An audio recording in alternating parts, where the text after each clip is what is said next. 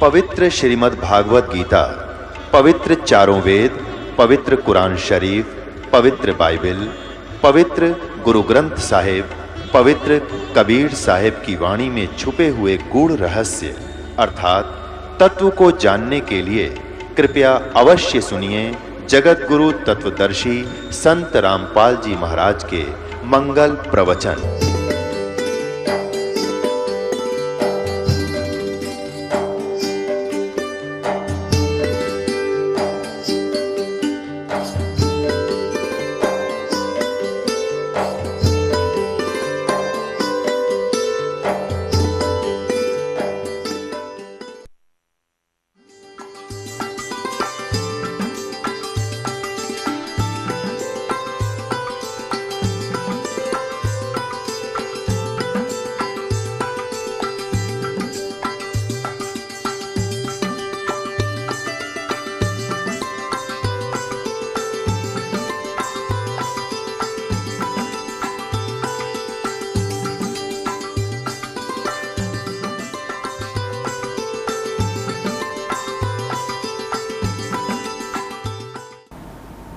अपने आत्माओं, आप तो बालक हो।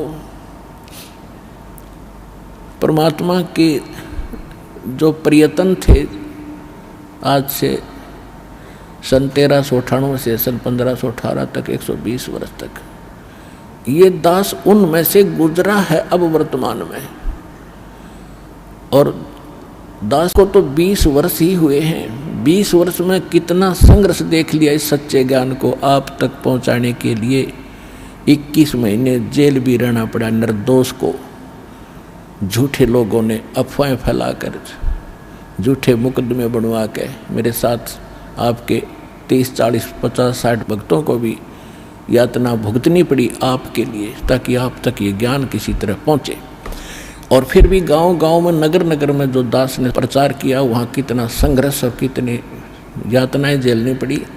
20 वर्ष से मैं परिचित हूँ और जो 120 वर्ष रहे उनके साथ के हुआ था। आपके लिए भटक रहे हैं, वो आपके पिता हैं।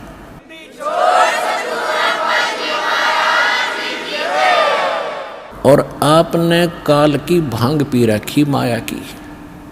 आपका यो नशा उतरता कोई ना। इस गंदे लोक में सड़न लग रहे हो और सब अपने आप में टीटी पा करे हैं। थोड़ी सी पोस्ट मिल गई, कोई बन गया छोटा सा अधिकारी, ने सोचा बस हो गया सब कुछ। अब तो ये तेरी पिछली कमाई है 10, 20, 50 वर्ष की। और फिर आगे अगले में क्या होगा तेरे साथ? फिर पीछे तू पशुआ की जय गद्दा बैल बनाई, ये 56 भोग कहा मन भोरे कि कुरडी चढ़ने जाए। आपकी वहाँ बुद्धि नहीं जाती, भगवान की बुद्धि वहाँ जा रही है। आपको समझा रहे हैं, इसको जोर दे, इसके ऊपर कुछ विचार कर, विवेक कर, तेरा भविष्य सुधरेगा। इस जन्म में भी सुख तुझे, परलोक भी सुखी होगा तेरा। आपके लिए भटक रहे हैं भगवान।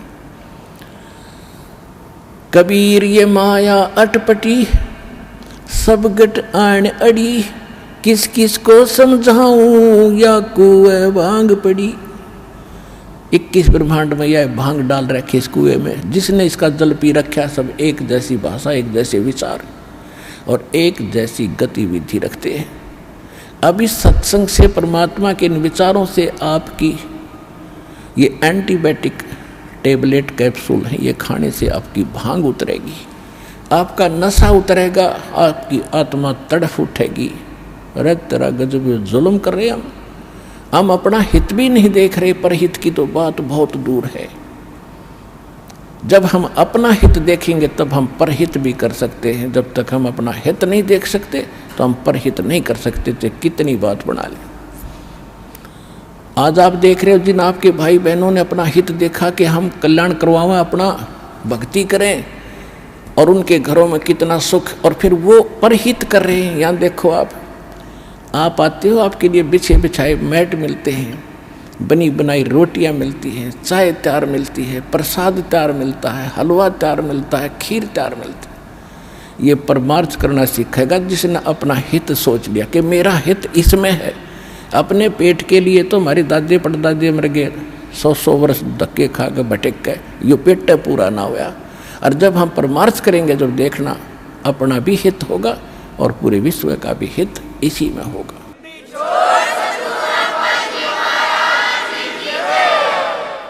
अब ये कितना परिवर्तन हो रहा है दास खुद देख रहा है।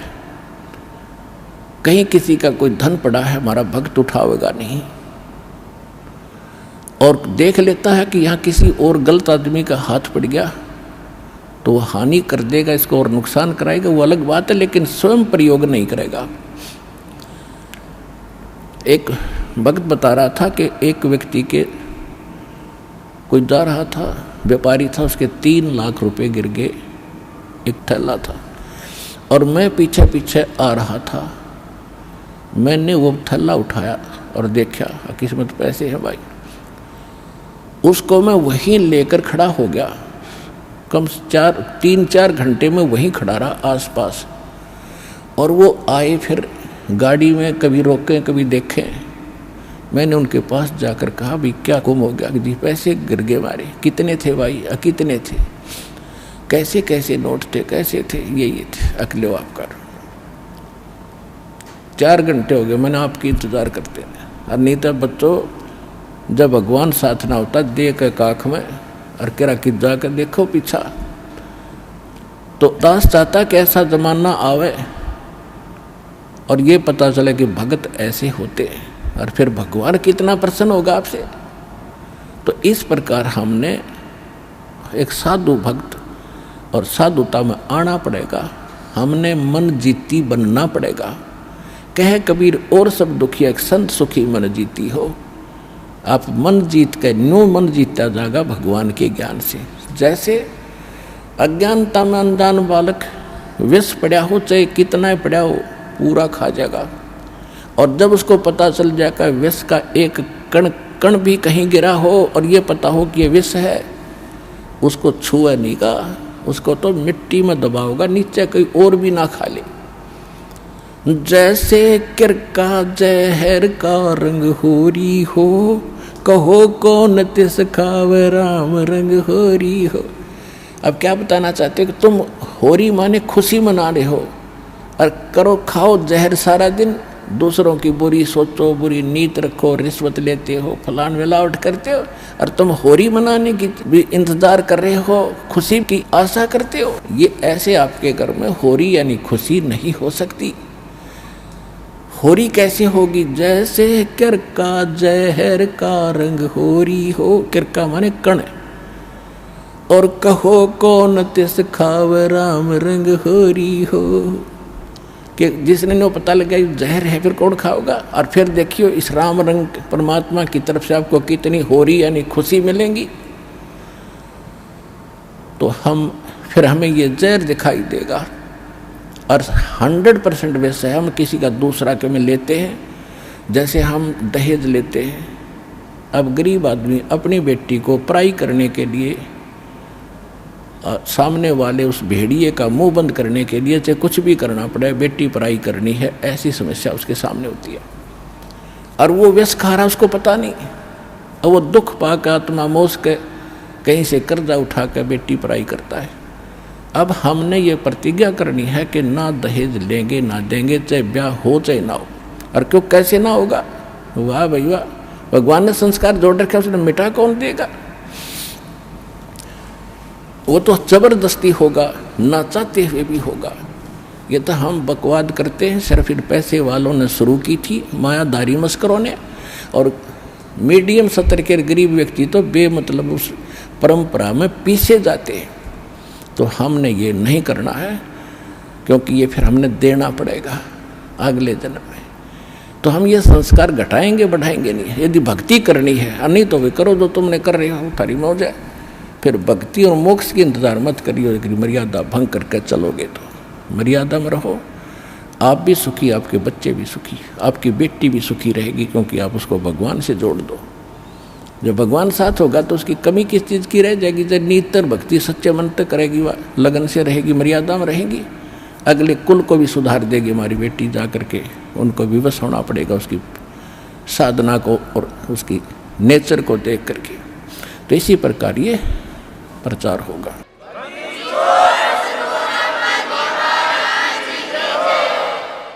अब जैसे एक समय परमात्मा यही ज्ञान दिया करते जो दास आज दे रहा है, अब दास का पीछा थोड़ा सा छूट गया। इन मूर्ख लोग जो हमारे धर्म गुरु होया करते थे, स्वार्थी टट्टू, पहले पूर्वज हमारे कबीर साहब के पीछे लग रहे थे, हमें बहका दिया करते थे, कबीर साहब झूठ बोल रहे हैं, कबीर जी झूठ बोलते हैं, ये झूठा है, ब्रह्मा विष्णु में इसको ऐसे बताता है। अब यही शुरुआत इस दास के साथ हुई थी, लेकिन परमात्मा ने पहले प्रबंध कर रखा था, आपको शिक्षित किया, और वो शिक्षा आज काम आ गई। इंस्ट्रूमेंट साथ बनवा दिए दास के साथ साथ। अभी ये 2000 के बाद बने सारा, ताकि आप इन सदग्रंथों को खुद समझो, और खुद समझे तो आज मेरे साथ होगे। संघर्ष छोड़ दिया और ज्ञान का ऊपर संघर्ष खत्म होगा, और आज ये विश्व में फैल रहा है, निर्बाध फैलेगा, क्योंकि यह सच्चाई है, भगवान का वचन है, इसको कोई रोक नहीं सकेगा। अगर इसको कोई रोकने का व्यर्थ प्रयत्न करेगा तो वो अंधा गधा होगा।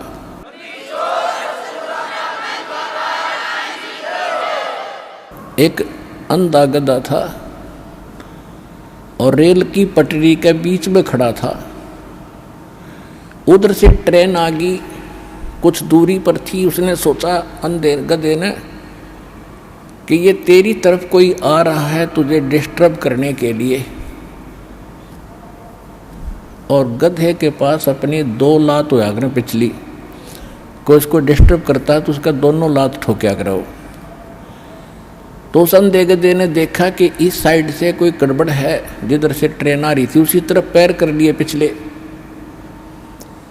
और जब निकट ट्रेन आई तो उसने सोचा मुझे दुखी कर रहा है, ये छेड़ रहा है, मतलब यानी ट्रेन के मार्ग में अवरोध बना खड़ा था वो, और ट्रेन का लात मारी, दोनों दलती ठोकी। जब निकट आ लिया, वो उठाकर ट्रेन ने पटक दिया, टुकड़े टुकड़े हो गया बाई के। तो ट्रेन उस अंधे गधे से रुक नहीं सके थी, वह उसकी मूर्खता और अज्ञानता थी, उसने दिखा नहीं था। इसी प्रकार जो परमात्मा के सतभक्ति रूपी ट्रेन का अगर कोई बाधक बनेगा तो अंधा गधा होगा, ये सोच लेना, सीधी सी बात है।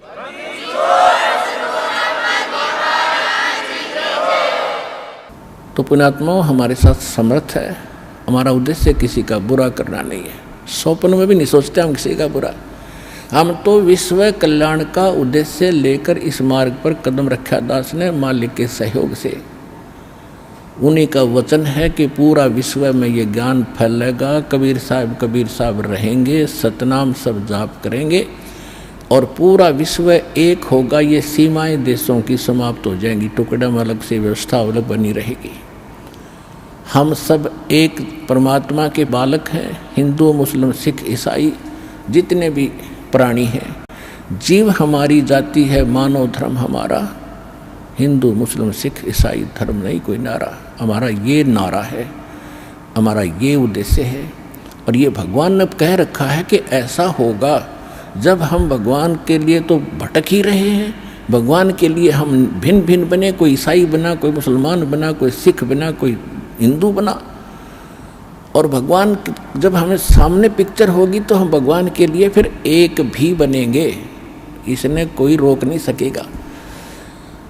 और शांति होगी, ये आपसी झगड़े खत्म होंगे, धर्म के झगड़े खत्म होंगे, सीमाएं के झगड़े खत्म होंगे।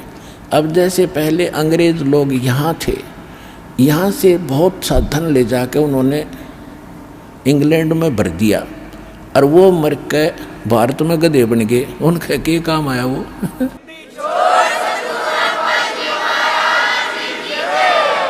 तो उन मूर्खों के काम आया, वो कर्म बिगाड़ गए। तो यह आँख, ये अंधेरा हटेगा आपका। पूरी पृथ्वी अपनी है, सभी भाई बहन भगवान के बच्चे हैं, अपने हैं, इसमें कोई पराया नहीं है। हम एक दूसरे को दुखी करके, किसी को सता के, वचन कर्म और किसी भी ताकत से हम दोषी बनते हैं। हमें तो वचन कर्म से और तन मन धन से सबको सुखी करने की चेष्टा करनी चाहिए। कबीर साहब का विधान है, ऐसी बानी बोलिए मन का आपा खोए, औरन को भी शीतल करे, आप भी शीतल होए। तो इस प्रकार के फार्मूले अपना अपना के इस भक्ति मार्ग को सफल करना पड़ेगा। और कोई इसका तरीका नहीं है। पुण्यात्माओं, परमात्मा हमें क्या गाइडलाइन देते हैं? नाम सुमर ले सुकर्म कर ले, कौन जाने कल की खबर नहीं पल की। नाम सुमर ले सुकर्म कर ले, कौन जाने कल की खबर नहीं पल की। बहुत से उदाहरण आपके सामने हैं। एक आंध्र प्रदेश का मुख्यमंत्री हेलीकॉप्टर से दूसरे स्थान पर अपना जलसा करने के लिए, मीटिंग करने के लिए रवाना हुआ। उसकी स्वागत में, उसके आगमन के स्वागत में उसके जो कर्मचारी, अधिकारी और उसके साथी उसे लाभ लेने के चक्कर में कि ये जो खुदा मान रखा था उन्हें, उसके लिए फूलों के हार लिए खड़े, उसके लिए बड़ी बड़ी स्टेज लगा रखी और खाने के लिए व्यवस्था कर रखी। हेलीकॉप्टर क्रैश हो गया और जंगल में गिर गया। 3 दिन तक उसकी लाश नहीं मिली। और वहाँ से उड़ा जब उसने पता नहीं कि वो ला रखी थी, ये करूँगा, वहाँ ऐसे कर दूँगा, उसको ऐसे कर दूँगा, उसको ऐसे फांसी दे दूँगा, उसको ऐसे लाभ दे दूँगा, और आगे के बनाएगी। फिर पीछे तू पशुआ की जे गद्दा बैल बनाई, ये 56 भोग कहाँ मन भोरे है कि तकुरने चरने जाई। एक पोलैंड देश का पूरा मंत्रिमंडल, जिसमें 96 मंत्री और प्रधानमंत्री साथ थे, 95-96 व्यक्ति थे, और किसी का शोक व्यक्त करना थे, कोई नेता मर गया था। एक के जहाज में सारे बैठ गए और उस समय क्रैश हो गया, दुर्घटनाग्रस्त हो गया, सारे मर गए 1 सेकंड में। खा कहिए, और बाकी बचे हुए फिर प्रधानमंत्री तैयार हो गया, खा ये मैं कर दूंगा, कला तोड़ दूंगा। तो बिना ज्ञान के नू डले ठोरे हो भाई, इससे बचना पड़ेगा, भगवान जपना पड़ेगा और मन को जीतना पड़ेगा इस ज्ञान के आधार से, तब सुखी और परलोक प्राप्ति होगी।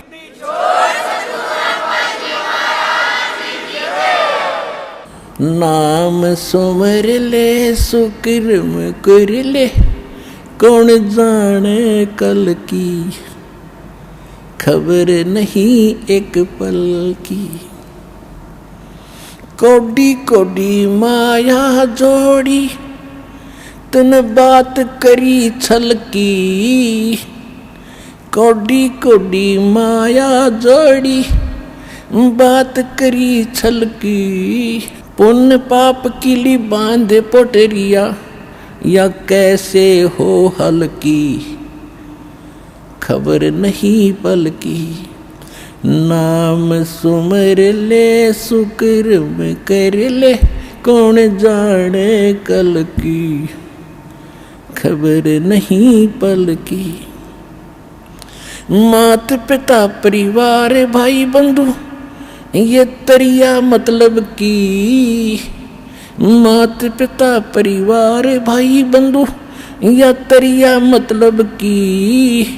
चलती बरिया कोई न साथी, या मट्टी जंगल की खबर नहीं पल की।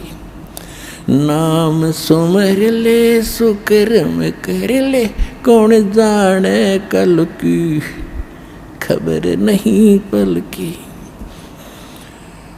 तारों बीच चंद्रमा जो झलके, तेरी महिमा जला झलकी।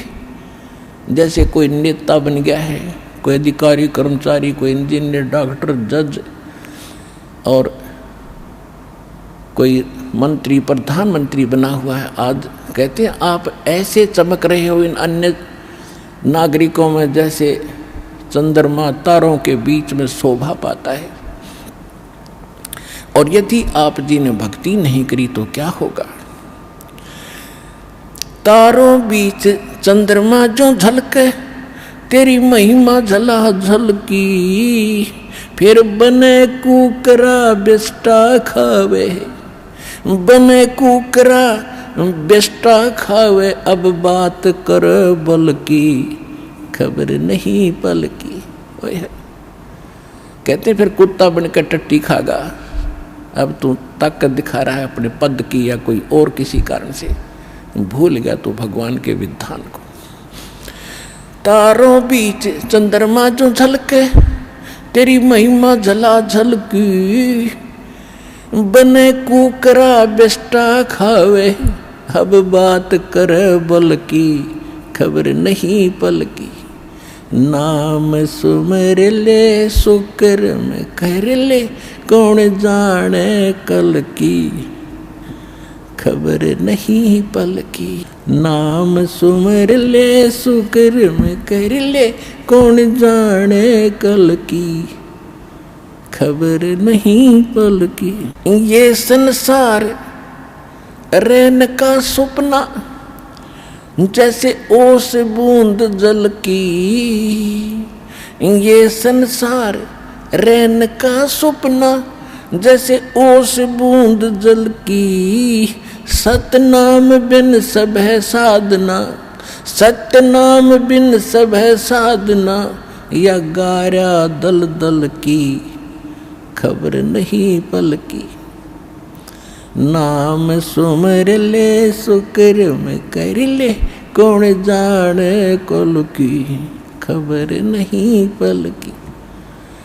एक समय एक भक्त बता रहा था कि जब मैं रिक्शा चालक था, अब रिक्शा चालक ने नूर है कि कार हो, जब आनंद हो, मेरे पास कार होती तो बस पता नहीं कितनी कमाई करता, ठाठ से रहता। जब मेरे पास से कार निकलती और मैं रिक्शा पर चला रहा होता तो कार घनी याद आया करती। एक दिन सपने में मुझे कार मिल गई, और कार मिल गई तो फुल स्पीड पर चला रहा उसको, और रोकना चाहा, ब्रेक लगाने के लिए मैंने जोर से पैर मारा, मेरी वह रजाई थी वह पार्टी की, उसका माँ का पैर निकल गया बीचों बीच।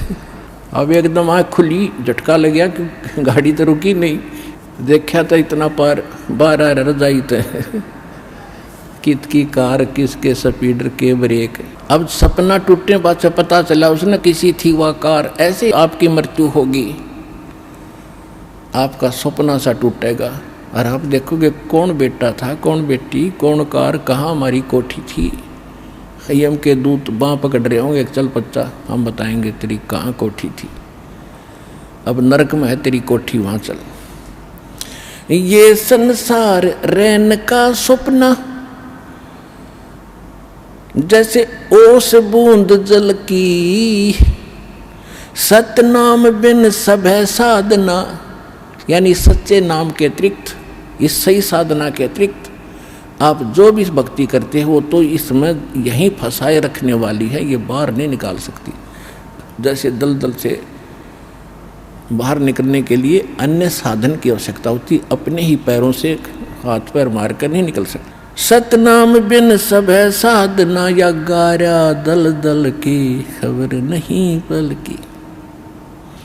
नाम सुमर ले सुकर्म कर ले, कौन जाने कल की, खबर नहीं पल की। अंत समय जब चले अकेला, तेरे आंसू ने ढल की। अंत समय जब चले अकेला, तेरे आंसू ने ढल की। कहे कबीर शरण गह मेरी, कहे कबीर शरण गह मेरी, हो रक्षा जल थल की, खबर नहीं पल की। अब क्या बताते हैं, परमात्मा याद दिलाते 100 बार हमें झंझोड़ रहे इस आत्मा को, रख तू कहाँ के क्या कर रहा है, भली आत्मा तू कर क्या रही है, तूने करना क्या चाहिए था। कहते हैं इस भरे पूरे परिवार को जिस दिन तू छोड़ कर जागा तो टक्कर मार कर रोएगा। कहते हिड़की दे दे रोएगी सुरता जब तू चल लेगी अकेली, तेरे साथ कोई नहीं जाएगा, ना तेरे साथ कोई आया था। ये तो काल का संस्कार वश ये जुगाड़ जुड़ रहा है। तो इसके लिए भगवान की भक्ति करेंगे तो हमें ये कुछ भी याद नहीं आएगा। हम ऐसे ऐसे जाएंगे जैसे हमें कुछ मालूम ही नहीं कि हम मर रहे हैं। हम यहाँ ये मिट्टी छोड़ देंगे तो कौचली है, जैसे सर्प कौचली छोड़ जाता, सर्प तो अलग है, वह कौचली तो और उन्नरी है उसके पास। तो इसी प्रकार हमारी इस बॉडी के अंदर और बॉडी है जो ओरिजिनल है, और इस मिट्टी वाली से उसके अंदर हमने वह शक्ति पैदा करनी है। जो पाप करते वो पाप इकट्ठे हो जाएंगे, पुण्य और भक्ति करेंगे वो भक्ति से उसमें ताकत आ जाएगी। उसके कारण फिर हम चलते समय हमें कुछ भी याद नहीं आओगे, 1 सेकंड में ऊपर पाओगे बैठे। और यदि हम भक्ति नहीं करते हैं और फिर याद करते हैं, ओहो ये रह गया वो रह गया, फिर मृत्यु के बाद वहीं कुत्ते गधे बनकर वहीं घूम रहे होते उन्हीं गलियों में और अपने परिवार के सदस्यों के लठ खा रहे होते। तो इस प्रकार हमने ये क्या बताना चाहते हैं कि अंत समय जब चले अकेला फिर रोएगा तू कि मेरा कुछ भी नहीं रहा, मेरे साथ कोई चल नहीं रहा, ये क्या बनी। और परमात्मा कहते हैं मैं रोज बताया करता, प्रतिदिन यही सब समझाया करता, तेरा साथी कोई नहीं है, तेरा साथी मैं हूँ, मुझे तू भूल चुका है। तेरा यहाँ भी जो संस्कार है बच्चों का, परिवार का, माता पिता भाई बहन पति पत्नी का, इसने भी मैं सेट करवाऊँगा, थोड़ा सुलझेड़ा करवाऊँगा, तुम्हारा इस संस्कार को ढंग से निमटवा दूंगा सबका जो मेरी शरण में आगे, और फिर सारा न मोक्ष कर दूंगा। अब कहते हैं कह कबीर शरण गह मेरी हो रक्षा जल थल की। दास ने आपको एक दिन और बताया था, एक माई अपने दोते को लिए खड़ी यहाँ मिलने के लिए, 1.5 महीना हो गया, और वो लड़का होगा ज़्यादा से ज़्यादा 1 वर्ष का, 1.5 वर्ष का। वो क्या बता रही थी कि एक बड़ा बाल्टी थी, उस बाल्टी में चढ़ गया, नो मतलब बच्चा चढ़ता चढ़ता भरी थी पानी बाल्टी की, मुँह गिर गया। और हम कहीं बातें कर रहे थे, काम कर रहे थे। 4 घंटे के बाद वो बच्चा संभाला, मरा पाया। मेरा जो दामाद और मेरी बेटी सत्संग सुना करते, आपका नाम नहीं ले रहे थे, और उसमें भक्तों के चमत्कार ऐसी ऐसी लीला सुनकर वो गदगद हो रहे थे कि भाई। तो उस दिन उसके पिता ने यह पुकार करी थी, अगर भगवान जब सब कह रहे हैं और धरती पर भगवान है तो आज मेरा बालक जिंदा हो जाए। नो टक्कर मारी और 4 घंटे पानी में मुँह पर बालक दस मतलब है निबोड़ के सांस आ जा। और काफ़ी देर वो बाहर भी रख लिया था। जब वो उसका पिता आया, जब उसने ये पुकार करी, 2 सेकंड में बच्चे ने हिचकी ली और ऐसे आँख खुल गई। बोल सतगुरुदेव के।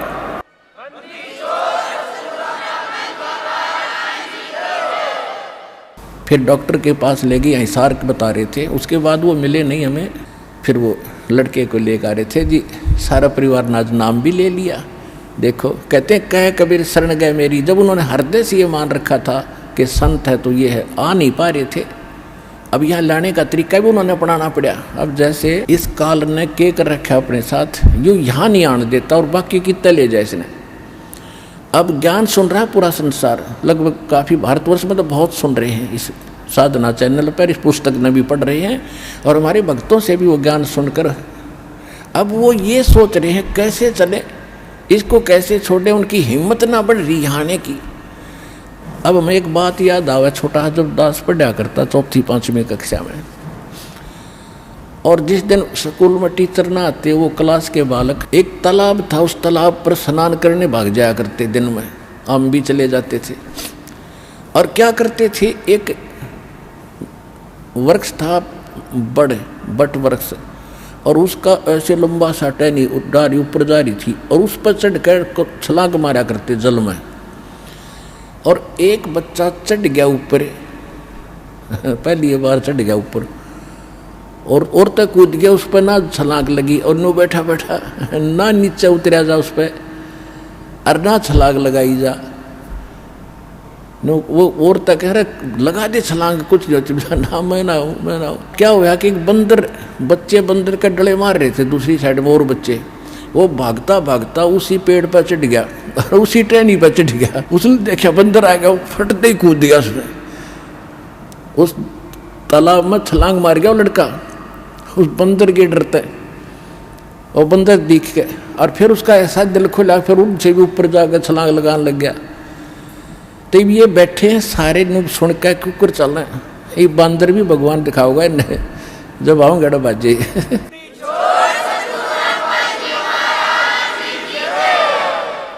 अब कुछ भक्तों के आपको अनुभव सुनाएंगे, ध्यानपूर्वक सुनना। सत साहिब। बहन जी नमस्कार। नमस्कार। सत साहिब। बहन जी क्या शुभ नाम है आप जी का? मेरा नाम ज्योत्सना दराड़े है। बहन जी कहाँ से आए आप? मैं महाराष्ट्र नासिक से आई हूँ। बहन जी, परम संत सतगुरु रामपाल जी महाराज की शरण माने से पहले आप कौन सी भक्ति करते थे? मैं शंकर भगवान की बहुत कड़ी भक्ति और गणपति वगैरह ऐसे देवी सब देवताओं की मैं पूजा करती थी। जो अच्छा लगे तो वो कर लेती थी पूजा पाठ ऐसे। बहन जी, जो जैसे आप बता रहे हैं कि आप शिव जी भगवान की भगत थी और बाकी ये देवी देवताओं की आप पूजाएं करती थी, तो जो भक्ति आप करते थे उसका आपको क्या लाभ मिलता था? वैसे तो मैं परमात्मा की दया से बहुत पहले से ही सुखी हूँ। तो मुझे ऐसे लगता था कि ये भगवान की कृपा से ही हो रहा है। लेकिन ऐसे सुख की कोई कमी रखी ही नहीं थी परमात्मा ने पहले से ही मेरे नसीब में। तो वो बात मुझे अभी समझ में नहीं आ रही कि मैं अभी क्या बोलूँ। तो वैसे कुछ लाभ नहीं मिला भगवान से ऐसे। बहन जी, परम संत सतगुरु रामपाल जी महाराज की शरण में आप कैसे आई?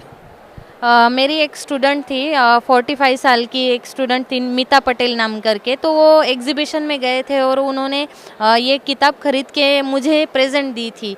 और मैंने ऐसे ही वो किताब रख दी थी। महीना 1-1.5 महीना हो गया तो मैंने पढ़ी नहीं कभी।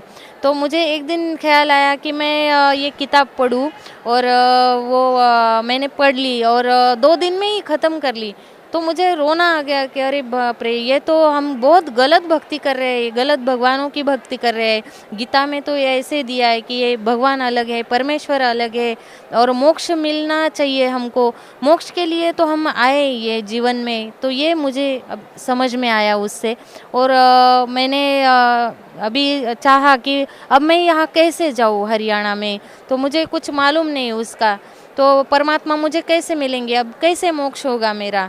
तो मेरे पड़ोस में जो लड़की रहती है तो उसने बताया कि अरे मैं आंटी मेरी फ्रेंड भी वही करती है। तो मैंने सोचा अरे परमात्मा ने तो मेरी सुन ली। तो उसको मैंने बोला उसका मुझे एड्रेस वगैरह दे दे और फ़ोन नंबर दे दे, मैं तो उससे बात करवा लूँगी। और उनसे मैंने बात की कि मुझे आपके यहाँ आना है और मुझे ये चाहिए, ये भक्ति का मार्ग चाहिए। तो कैसे जाते हैं आप, कैसे वहाँ पे पहुँचते हैं, तो मुझे वो मालूम चाहिए। तो मैंने पूछा और उन्होंने मुझे ये ज्ञान दिया कि हम कैसे जाते आते। मुझे लगा बहुत पैसा लगता है इधर आने के लिए, कैसे जाए कैसे आए। तो बहुत ही सस्ते में मीन्स 1000 रुपये तक हम ट्रेन से आ जा सकते हैं। तो मुझे लगा अरे बाप रे, मेरा काम तो हो गया, अभी मैं जा सकती हूँ यहाँ पे। तो मैंने उनको बोला कि मुझे लेके जाओ, पहले आप लेके जाओ। तो मैंने बात का टिकट कटवाया उन्होंने। तो मैंने बोला, मैं हर रोज़ रोती थी अरे परमात्मा आप महीने बाद मिलोगे, मुझे कब मिलोगे आप। मैं तो बहुत जन्मों से ऐसे तरस रही हूँ कि मोक्ष मिलना है मुझे, तो कैसे मिलेंगे। कपड़ा वगैरह धोती थी तो रोती थी कि कब मिलोगे कब मिलोगे। और वो दिन आखिरी आ गया और जुलाई 2012 को मैंने नाम ले लिया और यहाँ पे आ गई मैं। बहन जी, परम संत सतगुरु रामपाल जी महाराज की शरण माने के बाद आपको क्या लाभ मिला?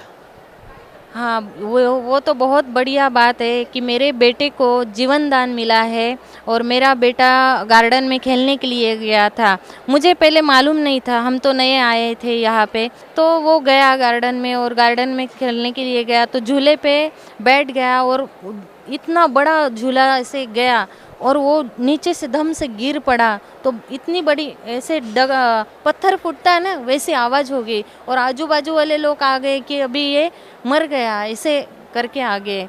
और बहुत दौड़ते दौड़ते मुझे भी बुलाने के लिए भी आ गए। तो मैं ऐसे ही दौड़ते दौड़ते चली गई और देखा कि अरे बेटा तो पसीना पसीना हो रहा है और ठंडा हो रहा है वो।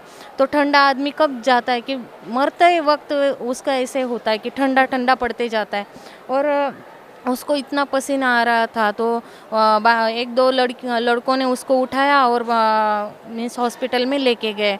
और हॉस्पिटल में लेके गए तो इतना सिकुड़ गया था, वो बोल रहा था मम्मी मुझे ऐसे कुछ मीन्स करते भी नहीं आ रहा, हिलते भी नहीं आ रहा, कुछ भी नहीं करते आ रहा। मैंने बोला बेटा नाम जपो, नाम जपो, गुरुजी ने नाम दिया है तो नाम बोलो। तो उसने नाम जपा और मैंने हॉस्पिटल में जब उसको एडमिट किया तो उसको जो मीन्स पीठ थी उस पे हाथ रख के हम अपने गुरुजी के मंगलाचरण और मंत्र पढ़ दिए। तो वो बोला मम्मी अभी थोड़ी देर से वो उठ के बोला मम्मी अब मैं चल के जा सकता हूँ घर पे। मैंने बोला अरे बाप रे, ये तो बहुत बड़ा चमत्कार हो गया कि पत्थर फूटने जैसी आवाज़ हो गई। तो इसको कहीं भी नहीं लगा है, सिर में नहीं लगा है, पीठ में नहीं लगा है, हड्डी भी नहीं टूटी है, कुछ भी नहीं हुआ है। तो डॉक्टर बोले आप कुछ तो एक्सरे वगैरह करवा लो ताकि उसको कुछ लगा हो तो देख लो आप। तो हम दूसरे दिन एक्सरे वगैरह करने के लिए चले गए। तो वहाँ पे भी बोला कि नहीं इसको तो कुछ नहीं हुआ है। तो इतनी बड़ी दया तो परमात्मा की हो सकती है ना। और मेरी जो हमारी मीन्स जायदाद थी ज़मीन, तो मेरे पति के मीन्स मेरे ससुर ने वो बेच दी थी, बहुत सालों पहले बेच दी थी। और उसको कोई मिलने का चांस ही हमको नहीं था। लेकिन जब मैं परमात्मा की शरण में आ गई तब वो ज़मीन भी मेरे पति के नाम पे जानी चाहिए ना, वो ज़मीन तो उनको मिलनी चाहिए। तो वो मेरे नाम पे अभी मिल गई है, मेरे नाम पे आ गई वो। और इसके बाद भी और प्लॉट वगैरह मैंने ले रखा था तो उसका भी व्यवहार नहीं हो रहा था। 3-4 साल पहले मैंने लिया था, नाम लेने से पहले, तो भी वो बिल्डर जो है तो वो व्यवहार नहीं करके दे रहा था, बहुत तकलीफ़ दे रहा था हमको। तो मैंने ऐसे प्रार्थना भी नहीं की, लेकिन परमात्मा अंदर ही अंदर जान गए कि इसको ये तो करवा देना है इसका ये। तो परमात्मा ने करवा दिया वो, और मेरा वो डील भी हो गया है परमात्मा की दया से। बहन जी जैसे अभी आप बता रहे थे कि पहले आप शिव जी की भक्ति करते थे और अन्य देवी देवताओं की भक्ति करते थे, लेकिन आप वो ये ऑब्जर्व नहीं कर पा रहे थे कि इससे क्या लाभ है, क्या नुकसान है, क्या। फिर आप परम संत सतगुरु रामपाल जी महाराज की शरण में आए, सतगुरु रामपाल जी महाराज से आपने नाम उपदेश लिया। तो आप बता रहे हैं कि आपके बेटे को जीवनदान मिला, आपकी जो फैमिली डिस्प्यूट थे वो सोल्व हुए, आपकी जो प्रॉपर्टी के विवाद चल रहे थे संत रामपाल जी महाराज की दया से वो भी शॉर्ट आउट हो गए। तो बहन जी भक्त समाज को क्या संदेश देना चाहते हैं आप? What message would you like to pass for भक्त सोसाइटी? मैं भक्त समाज को ये संदेश देना चाहूँगी, यहाँ पे आप मोक्ष मिलने के लिए आ जाए ताकि हम जन्म मरण के इस कड़ी से छूट जाए और मोक्ष प्राप्त करें, जो कि हमारे ग्रंथों में उसका ज्ञान दिया है। और भौतिक सुख वगैरह मानसिक सुख अपने आप तो हमें मिल ही जाते हैं यहाँ पे आने के बाद। जैसे मुझे बहुत सारे सुख मिल गए हैं तो वैसे आपको भी मिल जाएंगे। तो मोक्ष प्राप्ति के लिए सतलोक आश्रम बरवाला, जिला हिसार, हरियाणा, यहाँ पे रामपाल जी महाराज की शरण में आए और उपदेश ले ले और मोक्ष करवा ले, यही मैं भक्त समाज को संदेश देना चाहूँगी। जी धन्यवाद आपका, बहुत बहुत धन्यवाद। परम पिता परमात्मा पूर्ण ब्रह्म सर्व सृष्टि रचनहार कबीर परमेश्वर जी की असीम रजा से आप सभी पुण्यात्माएं सत्संग यथार्थ भक्ति मार्ग सुनने के लिए उपस्थित हो सके। भक्ति मुक्ति के दाता सतगुरु भटकत प्राणी फिरंदा, उस साहिब के हुक्म बिना नहीं तरवर पात हिलंदा। परमेश्वर ने ये निर्धारित समय किया हुआ है कि जिस समय कलयुग 5505 वर्ष बीत जाएगा, उसके बाद कुछ ही समय में पूरा विश्व मेरे भक्ति करेगा कबीर भगवान की, और इस काल के जाल से परिचित होकर के यहाँ की किसी भी वस्तु की डिमांड हृदय में नहीं रहेगी, और सत भक्ति करके सभी सत उपदेशी प्राणी सतलोक चले जाएंगे, परमात्मा प्राप्ति करेंगे। उधर से काल ने कहा था कि मैं उस समय से पहले जब आप का दास आवेगा 5505 वर्ष कलयुग बीतेगा, उससे पहले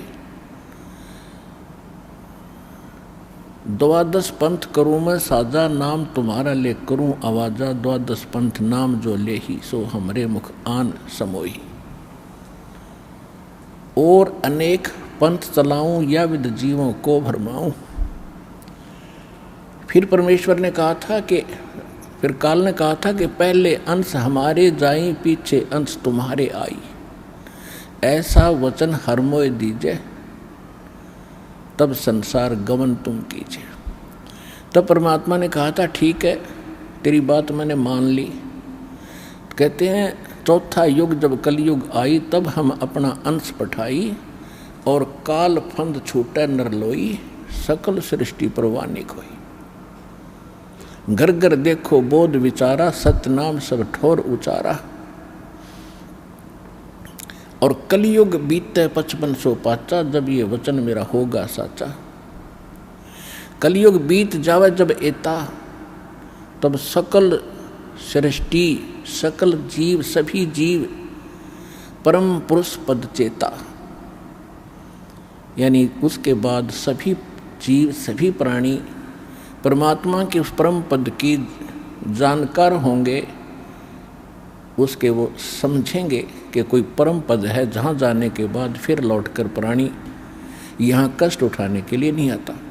तो काल के द्वारा भ्रमित किए हुए ये कबीर पंथी उन्हीं पंथों में से हैं। और परमात्मा ने कभी धर्मदास जी से कहा था कि धर्मदास जी मेरी लाख दुहाई, अभी ये मूल ज्ञान किसी को बताना नहीं है और ना किसी को सार शब्द देना है। इसको तब तक छुपा के रखना है जब तक ये सभी पंथ नष्ट ना हो।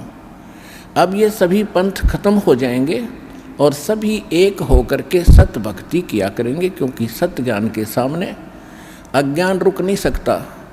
सूर्य उदय होने के बाद अंधेरा नहीं रह सकता। अब ये परमात्मा के सत्य ज्ञान का सूर्य उदय हो रहा है, कुछ ही दिनों में ये शिखर में होगा, तो सब अज्ञान और ये नकली संत अपने आप ठिकाने बैठ जाएंगे और साफ रास्ता कर देंगे। सब बच्चे भगवान की शरण में आएंगे। अब कलयुग में ये काल के जो प्रेरित दामा खेड़ा से संबंधित कुछ जो दामा खेड़ा से संबंधित एक गद्दी चली आ रही है, वो धर्मदास जी के वंशज मानते हैं। उनका सारा इतिहास दास ने क्लियर कर दिया कि परमेश्वर ने कहा था कि जब धर्मदास को कहा था कि तेरी छठी पीढ़ी तक मैं जो मंत्र दे रहा हूँ तेरे पुत्र को दूंगा, ये छठी पीढ़ी तक तो प्रथम मंत्र 5 नाम ठीक चलेंगे जो आपको दास देता है।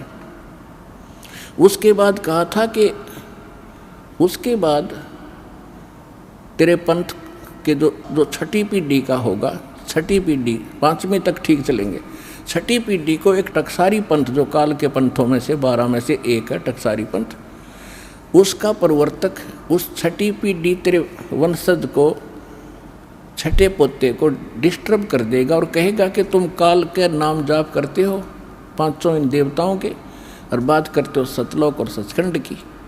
इससे वो भ्रमित हो गया और यही हुआ। उसके बाद उस दामा खेड़ा से संबंधित गद्दी पर यथार्थ भक्ति नहीं रही। अब इनको चिंता बन गई है।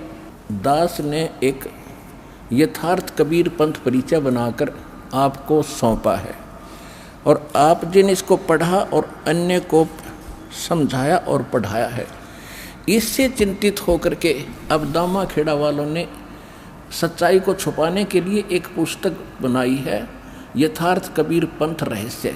अब कहते नकल में भी अकल की आवश्यकता होती है, वह इनके पास है ही नहीं, ज्ञान वाली बुद्धि। अब देखो इस दास ने एक ये यथार्थ कबीर पंथ परिचय पुस्तक बना के आप जी को दी है और इसको सभी पढ़ रहे हैं और इससे परिचित होकर कबीर पंथी उन नकलियों को छोड़कर यहाँ आ रहे हैं। अब इन्होंने एक ये बनाया है अभी तुरंत, बहुत 2014 में इसका प्रकाशन किया इन्होंने। ये देखो, ये है यथार्थ कबीर पंथ रहस्य।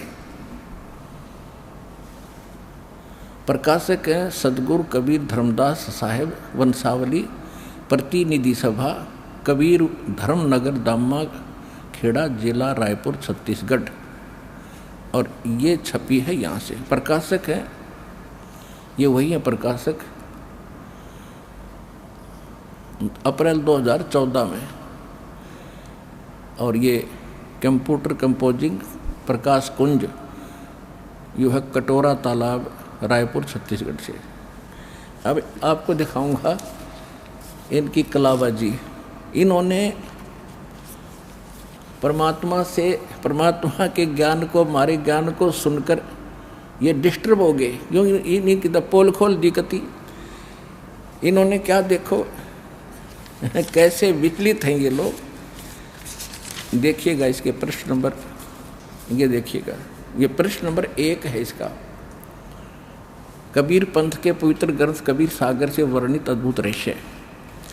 धनी धर्मदास साहिब उर्फ जूड़ा वर्ण साहू का जन्म विक्रमी संवत 1452 कार्तिक पूर्णिमा दिन गुरुवार को बांधवगढ़ में हुआ। ठीक, अच्छा ये तो यहाँ पर। अब आगे देखो, प्रश्न नंबर 13 में दिखाता हूँ। ये देखो प्रश्न नंबर 13, इस पर क्या कहा है। कबीर पंथ के प्रवर्तक धर्मदास साहिब का जन्म कबीर साहिब के 2.5 वर्ष पूर्व अर्थात विक्रमी संवत 1442 ईस्वी सन 1995। अकल है इनकी, अरे देवताओं 1442 और 1995 में। अब और दिखाता हूँ आपको। देखो 7 पृष्ठ पे ये क्या कहते हैं। 7 पृष्ठ पे कहते हैं कि सतगुरु वे सृष्टि, ये क्या लिखा है कि सृष्टि रचना से पूर्व उस व्यापक सत्य सुनता में सतगुरु कबीर साहब स्वयं ही सतपुरुष में ही विद्यमान थे, यानी सतपुरुष में थे। ये क्या मानते हैं, कबीर साहब अलग है, सतपुरुष अलग है। और हमारी नकल करके इन्होंने नीचे थोड़ी सी बात घुमाई है, देखिएगा। इसी 7 पृष्ठ पे हम पढ़ रहे हैं। यहाँ क्या कहा इन्होंने, जगत सृष्टि की रचना से पूर्व निरंजन ब्रह्मा विष्णु शंकर भी इसी में समाहित थे। यो क्या कह रहा है कि ये क्या लिख रहे हैं, सतपुरुष में कबीर साहब भी उसी में लीन थे और निरंजन भी ब्रह्मा विष्णु महेश भी उसी में लीन थे। यानी इन नकलियों ने कबीर साहब को निरंजन और ब्रह्मा विष्णु महेश की कैटेगरी में लाकर खड़ा कर दिया। इनके पास खाक ज्ञान है। और देखो आगे देखो विद्यमान थे, निरंजन भी उसी में थे, समाहित थे। और सृष्टि का संपूर्ण दृश्य अदृश्य जगत सतपुरुष में समाया हुआ था। अतः सतगुरु कबीर साहब इस समस्त दृश्य अदृश्य सृष्टि के साक्षी गवाह भी हैं। वे सृष्टि के आदि में भी विद्यमान रहे और प्रलय काल तक रहेंगे, यानी फिर मर जाएंगे। अर्थात सतपुरुष और सतगुरु कबीर साहब एक ही हैं। इनकी कलाबाजी देखो। पहले तो कह रहे हैं कि सतपुरुष में कबीर साहब समाये हुए थे और ब्रह्मा विष्णु महेश और निरंजन भी उसी में थे और फिर उससे उत्पन्न हुए। अरे ये कह रहे कबीर साहब और सतपुरुष साहब एक ही हैं। ये तो हमारी पढ़ केवल एक पंक्ति लिखी है गलती से। इनका मानना ये है कि कबीर साहब अलग हैं और सत्य पुरुष भिन्न है। तो यहीं से पता चल जाएगा ये पक्के काल के दूत हैं। इनको कख पता नहीं। और 600 वर्ष हो गए दावा करते हैं कि बांधवगढ़ दामा खेड़ा से जो नाम लेगा वो पार होगा। पार नहीं, उसका तो बेड़ा गर्क हो जाएगा। कख नहीं इनके पास, कोई सार नाम नहीं, सार शब्द नहीं इनके पास, सार सत्य नाम नहीं।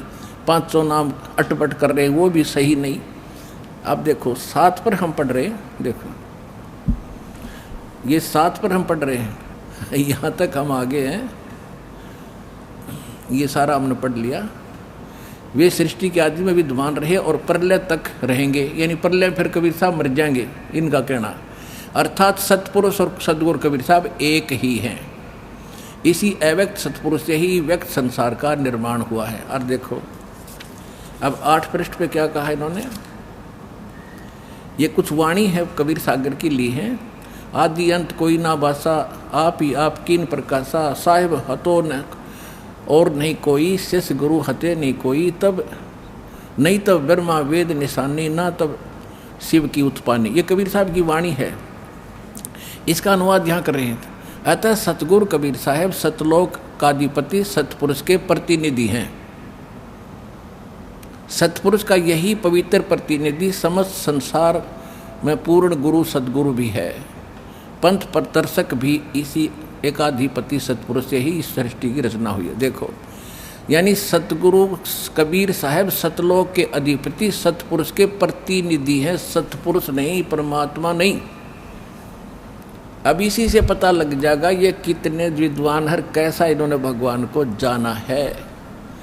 एक प्रधानमंत्री और प्रधानमंत्री का प्रतिनिधि होता, उसका कोई राजनीतिक सलाहकार, छोटा मोटा कोई सेक्रेटरी। प्रधानमंत्री ये कैसे हुआ? तो इसका मतलब इनको कख भी पता नहीं भक्ति मार्ग का। तो पुण्यात्माओं, रहम हुआ आपके ऊपर जो पहले आगे मान लेके चलो, और रोएंगे वो भक्त जो बाद में आओगे। ये जो कोशिश अब भी कर रहे हैं कि इसके माध्यम से सत्य को दबाएं। अब देखो एक और दिखाता हूँ ये कलाबाजी। अब देखो इन नकलियों ने इस दास के ऊपर कटाक्ष कर रखा है। देखो ये पृष्ठ है 58, इस पे इन्होंने क्या कहा है, बाकी और भी काफ़ी कुछ कहा है। ये कहते हैं, ये सारे बता करके अपन यहाँ कहता है, एक तथा कथित करीब कबीर देव का अवतार 3 बार में उपदेश बताता है। अर्थात प्रथम बार में गणेश, ब्रह्मा, सावित्री, लक्ष्मी, विष्णु, शंकर, पार्वती तथा माता शेरावाली का नाम जाप देता है, और दूसरी बार में 2 अक्षर, एक ओम तथा तत् का जाप देता है, और तीसरी बार में सार नाम देता है जो पूर्ण रूप से गुप्त है। इसी प्रकार कबीर पंथी की कोई शाखा ओम सोहम रंकार जाप कर रही है, तो कोई केवल ओम ए शब्द उच्चारण कर रही है, कोई शाखा श्वास को उल्टा करके साधना कर रही है, कान आँख बंद कर रहे हैं। और इनका कहने का भाव ये है कि 3 बार में नाम नहीं दिया जाता। वो एक कथित दास को कह रहे हैं, वो पहले ब्रह्मा विष्णु महेश के मंत्र देता है, फिर 2 अक्षर का देता है, फिर स्वर नाम देता है। ऐसा कुछ नहीं है, ये नकली कह रहे हैं। अब इनकी अब पोल खुल गई, आपको पता चल जाएगा ये फिर क्या बताते हैं। अपने आत्माओं, इनने अपनी वास्तविकता आप पर बता दी। ये एक और छाप का ग्रंथ कति ताज़ा ताज़ा। अब देखिएगा इसके प्रश्न नंबर 50 पे ये कि कबीर पंथ के 12 पंथों का भेद, इसका ये सारा बताते हुए यहाँ इन्होंने यहाँ 51 पर आगे यहाँ लिखा है कि 12 पंथ काल फुरमाना, भूले जीव न जाओ ठिकाना। ये सारा ले लिया नौका ने, बिल्कुल एक्यूरेट। कबीर वाणी चैप्टर से, कबीर सागर से सारा। प्रथम जागू जग में बरमावे, दूसरा स्रोत को पाल, फिर मूल निरंजन टकसार, और ये बीज की वाणी, ये सारा। और देखना है। अब 6वां पंथ सतनामी प्रकाश जीव पंथ, फिर राम कबीर पंथ, फिर आगे 10वां भेद परम धाम की वाणी, फिर साख हमारी निर्णय ठानी साखी, फिर ये है संवत 1775 होई ता दिन प्रेम प्रगटे जग सोई। ये 74 है, 1774 गलती से प्रिंट है। आज्ञा रह ब्रह्मबोध लावे, कोली चमार सबके घर खावे, साख हमारी ले जीव समझावे, असंग जन्म ठोर नहीं पावे। और बर में पंथ प्रगट हो बानी, शब्द हमारे की निर्णय ठानी, अस्थिर घर का मर्म नहीं पावे, 12 पंथ हम ही को धावे, और बर में बर है पंथ हम ही चल आवे, और सब पंथ मिटा के एक चलावे। आय हाय। प्रथम चरण कलयुग निर्याना, तब मघर मांडू मैदाना। अब इन्होंने अनुवाद किया इसमें। इतना समय नहीं, आज पूरा नहीं बताऊंगा, तो थोड़ा हिंट दे रहा हूँ। और इनकी आज पोल खोल लेंगे, जो पहले इनका हमने इनकी देही तोड़ रखी है, इनकी धोती सी 2 गदर रखी है, कति क्लियर कर दिए ये नकली हैं, इनके पास कख भी नहीं भक्ति मार्ग। इन्होंने फिर आगे अनुवाद कराया इसका अपने हिसाब से अड़ंगा करने के लिए, लेकिन इस वाणी का ना करा नहीं किया कि बर में पंथ हम ही चल आवें और सब पंथ मिटा के एक पंथ चलावें। ये वहाँ छोड़ दिया, क्योंकि श्रद्धालु केवल अनुवाद पढ़ते हैं इनके, वाणी वो समझ नहीं सकते, इसलिए दास पे कृपा करी परमात्मा ने ये प्रोजेक्टर और DVD बनवा के कि हाथों हाथ सच्चाई मिलेगी, अरे ये नकली और अच्छी तरह साफ हो जाएंगे। इसमें देखिए अनुवाद किया इन्होंने, 52 पृष्ठ पर पढ़ते हुए आ रहे हैं कि परमात्मा कहते हैं कि बर में पंथ है, ये बर में पंथ है परे नहीं, हम ही चल आवें पर सब पंथ मिट एक ही पंथ चलावें। इसका अर्थ नहीं कर रखा ये सारा, ये देखिएगा पूरा पूरा देख लो एक बार, पूरा देखो, पढ़ाऊंगा नहीं कि एक देख लो इसको, आजकल बड़े सिस्टम है, पीछे पूरा पूरा पेज देखो। इसमें कहीं भी उस अर्थ नहीं दिया इन्होंने जिसमें ये लिखा है कि बर में पंथ हम ही चलावें, उसका कति जिक्र नहीं किया है। तो कहने का भाव ये है पुण्यात्माओं कि इन्होंने अब खलबली मचगी इनका कि इस यथार्थ कबीर पंथ परिचय पुस्तक ने अला के दर दिए, ऐसे गजब के प्रमाण दे रखे और ये खुद भी मान रहे हैं। इसमें इन्होंने लिखा है कि 13वां 11वां और 17वां इनको काल चलेगा भाई, और उसकी व्याख्या इन्होंने गलत की है अपने अनुयायियों को भरमाने के लिए, उनको भरमाने के लिए उसकी व्याख्या गलत करी है। और जब एक बात बताओ, जब छटाई छल लिया तो फिर आगे कहाँ रही उसमें भक्ति, पहले से डिस्कनेक्ट हो गया, फिर वो तो उससे अगले चलते रहे उसके।